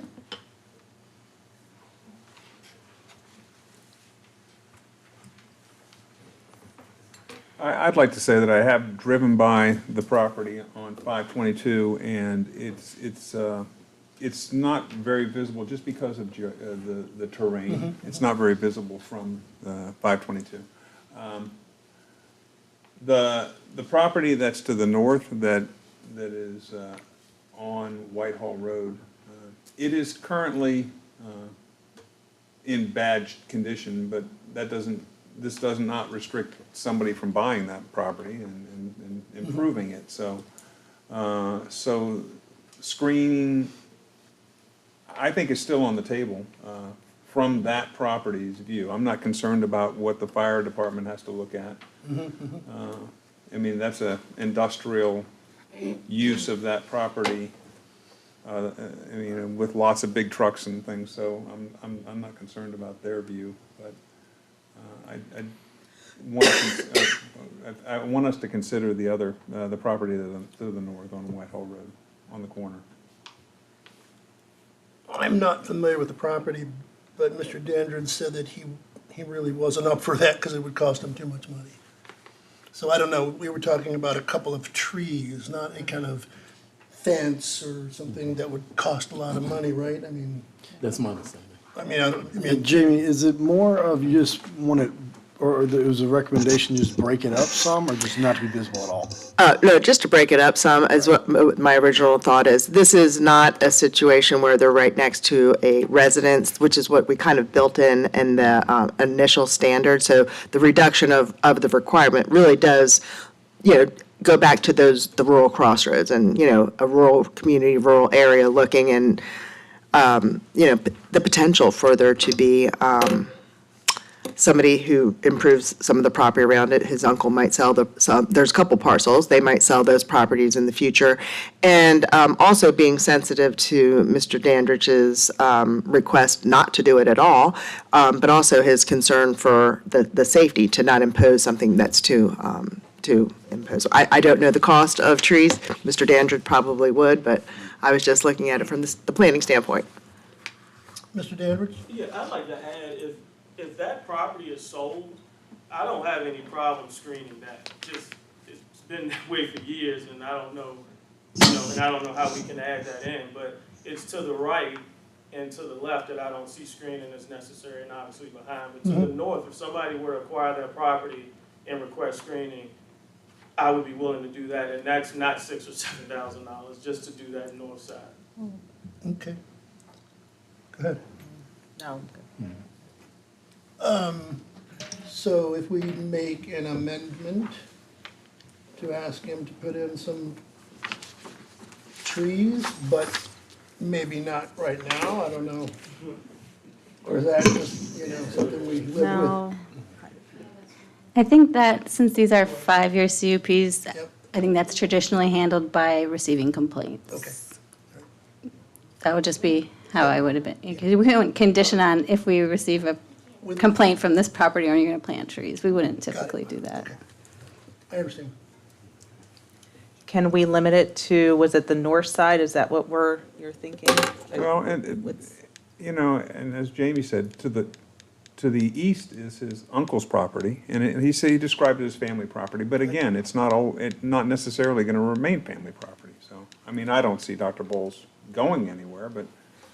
Again, though, to Callie's point, it's a 5-year cup. Right, so you're saying that if there's a desire to change this in 5 years, then we can enforce the screening issue at that point if we need to. That's an option. I'm not saying you couldn't Right. do it tonight, I but understand. the way it was sounding, it wouldn't be a typical condition because we are a complaint-based enforcement, so we don't drive by the property, any of these properties and look at them unless we get a complaint.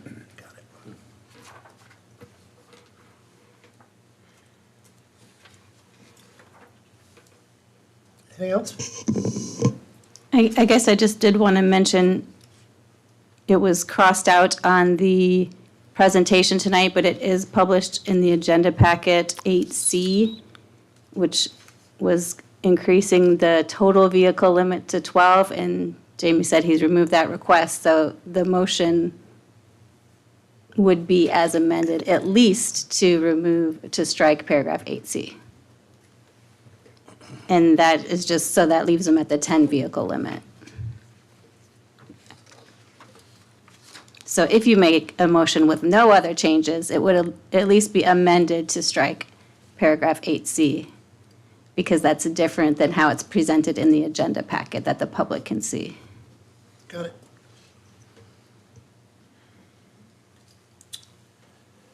I'll make a motion.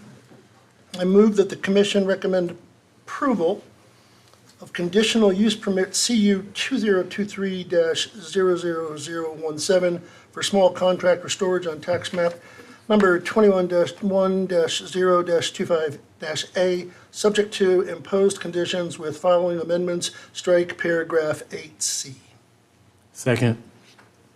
Motion and seconded. All in favor? Aye. Aye. Motion is passed. The motion to recommend approval as amended passed on a 5-0 vote.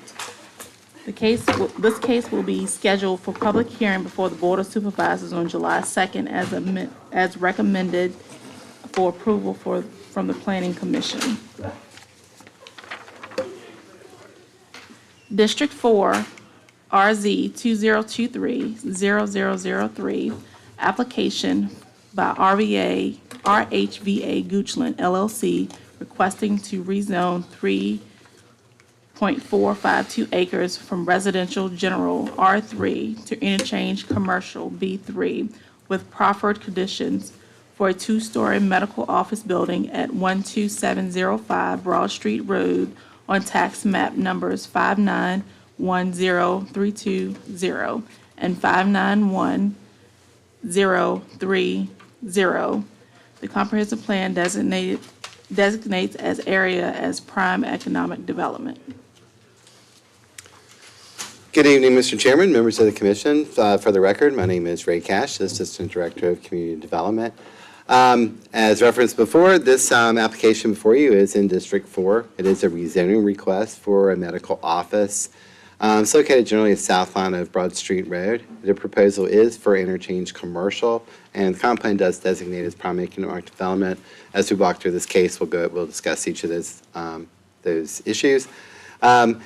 Vicinity map demonstrates this is in Centerville Village. This is actually, as you can see better in the aerials, directly adjacent to the interchange of 288 and Broad Street. The property is currently zoned R3. There's not a residential use on the property. This is older R3 zoning.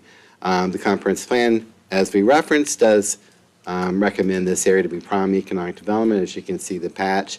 If you broaden out a little bit further for the area, prime economic development continues further down adjacent to 288 if you think of the West Creek area. Also, it's on the opposite side of Broad Street, of 288 for the area of Fort Sheltering Arms and the like, all the West Creek improvements. The area surrounding it, existing zoning is agricultural, but the comprehensive plan does expect this area to be commercial. So, talking about the comprehensive plan designation, prime economic development. So when we think about prime economic development, these are areas that you really expect a lot of corporate investment. You really promote areas where you're generating jobs, expand the diversity of our tax base. So these are really important areas to our county. But generally they consist of large tract, diverse, high-quality development planned infrastructure, i.e. West Creek, you would think about. The adjacent nearby property within this area that currently exists is commercial nursery. In the area that's generally back towards the west, and so the southwest is vacant, it's environmentally cumbered, and we'll talk about that as we go forward. So when we think about compliance with the plan, this investment that they're talking about doing is really a significant two-story office building and related improvements that does create jobs, high-paying jobs, with also the related services that attract new business, potentially visitors to the county. The property is really isolated by 288, other roads, Broad Street, and significant environmental features from other prime economic development lands. So this really limits the scale and infrastructure of the investment. So it's not that to be anticipated with this piece of property, we would get the same level of road improvements and investment and other type of infrastructure that comes with the prime economic development typical uses we'd anticipate. However, this would provide significant real estate increase above current uses and also be consistent with what we envision for the Centerville area and the overlay. The location adjacent to 288 and Broad Street interchange is specifically important and consistent with the interchange commercial use that's being requested. There was a community meeting back in March of 2023. There was a familiar face there. Mr. Patek was present, 11 citizens. What occurred during the meeting, there was questions really about what's the patient that's anticipated, what's the usual type of day at that site, what improvements are coming about, traffic improvements, the impact specifically on the Broad Street Road crossover was of concern, and any impacts on the neighboring property. So a little bit of summary of the proposal. As I did reference, it's a two-story medical office building. Site improvements that they have to do would have to meet ordinance requirements. The applicant did submit elevation proffers. They would also require a certificate of approval through a design review committee that would go forward. Well, actually, it would be an administrative review. Unless it doesn't comply, then we end up going to the design review committee. The overlay does require a buffer along Broad Street Road of 35 feet. Part of the reason why this application has been a separation between when the original community meeting had and when the application is moving forward is there's an environmental feature that exists under current mapping for the property. And if you notice, I always say it kind of looks like a little bell curve that comes across the central part of the property for the floodplain. Specifically in the ordinance, currently, you're not allowed to build within a floodplain. Part of the structure and other improvements would have impacted the floodplain. Recognizing that the maps that came forward in 2022, the draft maps from FEMA, do demonstrate that that area will no longer be a feature on this property. And now that we've received those official maps from FEMA, which would be adopted by the board hopefully by October of this year, we're required to adopt them. The site would no longer be under the constraint. Staff felt it was appropriate now to allow it to come forward for a zoning request. This is the conceptual plan, as we referenced. It does front on Broad Street Road. This would be the buffer along Broad Street Road. You know, you're going to have existing pavement and a little bit more right-of-way and other types of features for the area, so the buffer will be set back some from Broad Street Road. There is an existing service road, a VDOT, that runs back to the southern portion of the property. That will be where the access is obtained from, not from Broad Street Road. They'll have to actually do an improvement for a turnaround at the end.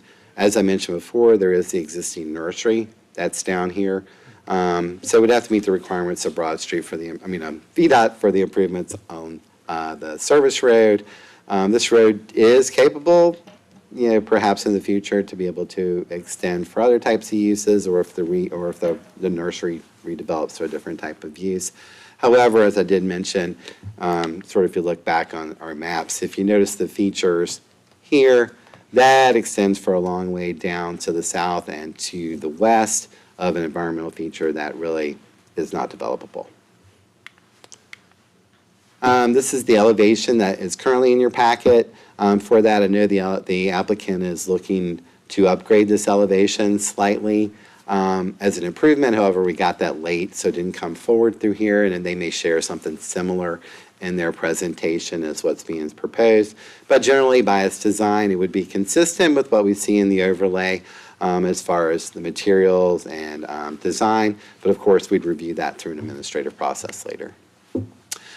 As I mentioned, there's only 2 proffers related to this case. One for the site conceptual plan they showed, and then the second for is the elevations. Of course, staff is available for any questions, and I do believe the applicant also has a presentation. I think we're good. I'll try to make it complicated. Sorry, I did.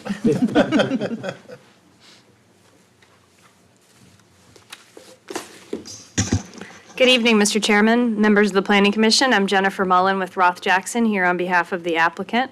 I do appreciate Mr. Cash's presentation. It was very thorough, so I will just highlight a few items because he did describe thoroughly the property's location, its proximity to 288, as well as the surrounding uses and the comprehensive plan designation being prime economic development.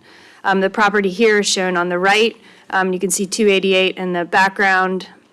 This is looking across Broad Street, so what you see in the background is the medical office that has been developed on the north side of Broad Street. So this is, again, in prime economic development, and that is exactly what this development is. This represents approximately a $20 million investment in the county, and that is in addition to the indirect benefits that come with this. It also provides for service to the community. So these are heart doctors that are building this building. So they have a variety of services, but focused on pulmonary care, surgery, as well as cardiology. It is in the Centerville Overlay District, as Mr. Cash mentioned. This is just an updated rendering that they're looking at. So this, if I go back, that view is sort of from the entrance area right here. So just to give you a different visual here. But that would go through the COA process. And we do believe that that would be administrative, but that would be part of the overall process. The access road is improved, as was mentioned. So this access road is improved. So it's about 30 feet here, and then it actually gets wider, just so that we can make sure we're still accommodating the uses of the nursery just beyond us, as well as that turnaround that will be required and has been reviewed and approved by VDOT as part of our overall application, and we'll go through the permitting process with that.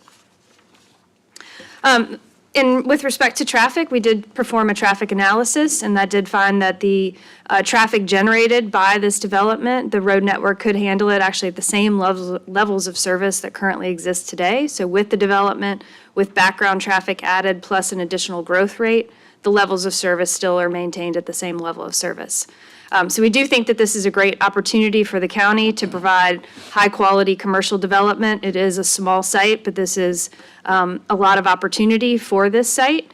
And with that, would respectfully request your recommendation of approval. I'd be happy to answer any questions you may have.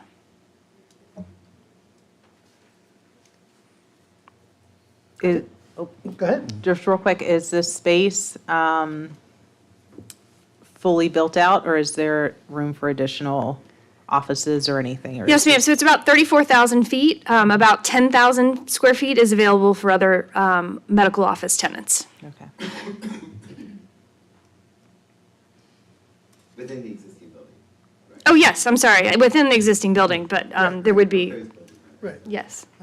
All inclusive. Yes, within this building that is shown here, maybe is a better way to describe that. Thank you. Thank you.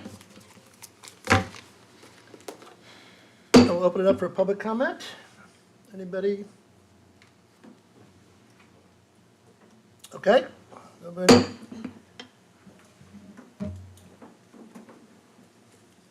Mr. Cash? Oh, I'm sorry. Just available if you had questions. Oh, sorry. I don't have any questions.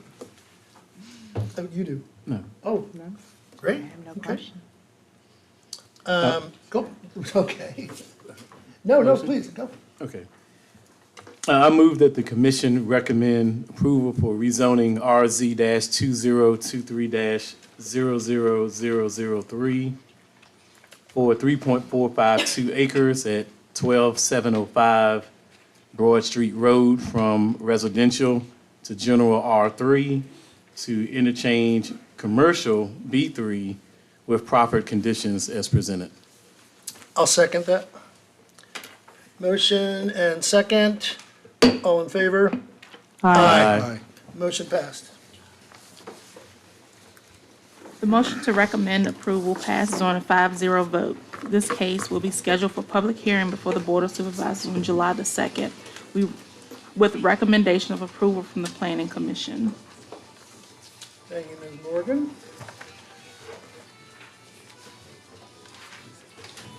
Is there any old business? Old business, none. Other business, director update. Okay, thank you. Good evening, I will, What's going on? not her. Whose is it? She in the back. Oh, it's, Oh, Ms. Moore. I'm sorry. oh, it's okay. So just real quickly, up on the screen for your benefit and for those at home, I'm going to go over the results of the Board of Supervisors meeting on May 7th. There was a there was a rezoning for Charles Staton Jr. This was a subdivision for one lot. This was approved on a 2-1 vote.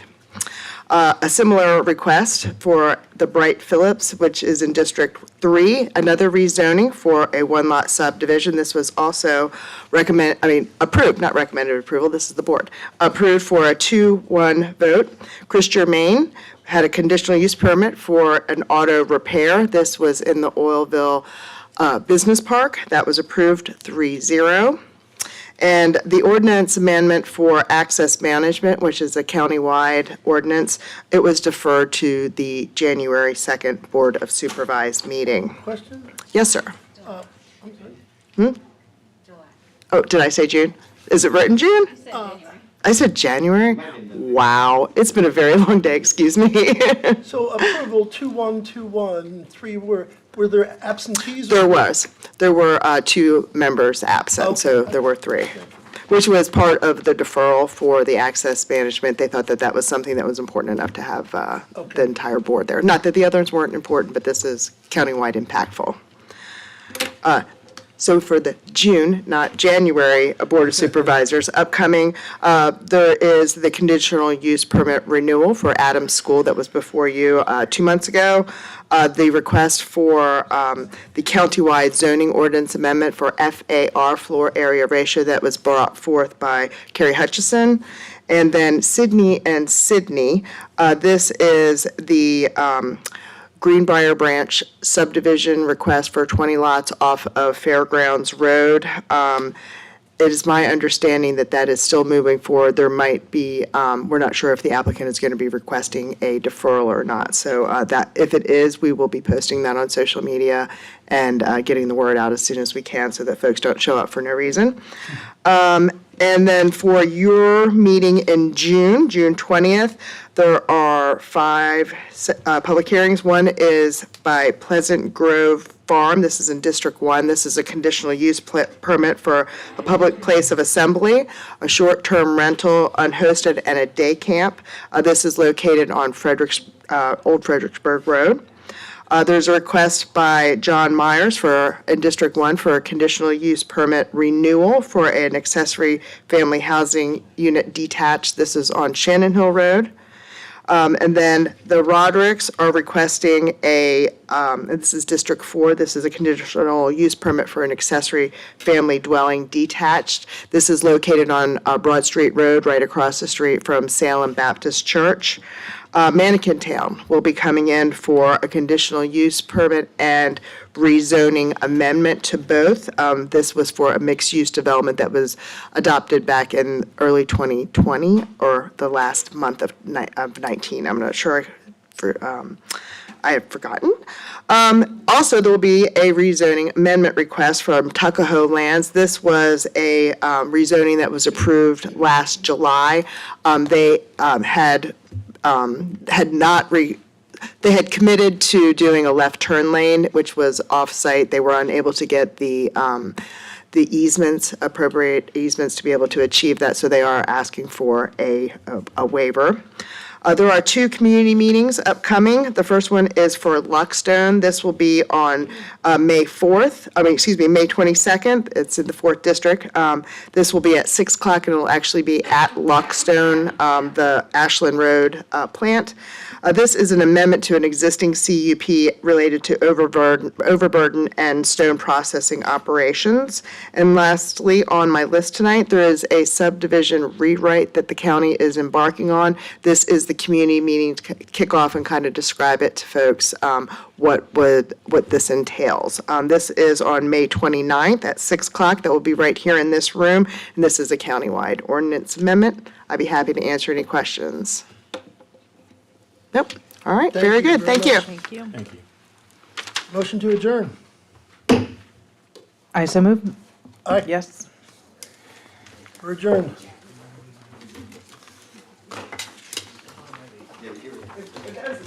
Thank you all. Thank you. Well done. Yeah. What's that? Only 46 more.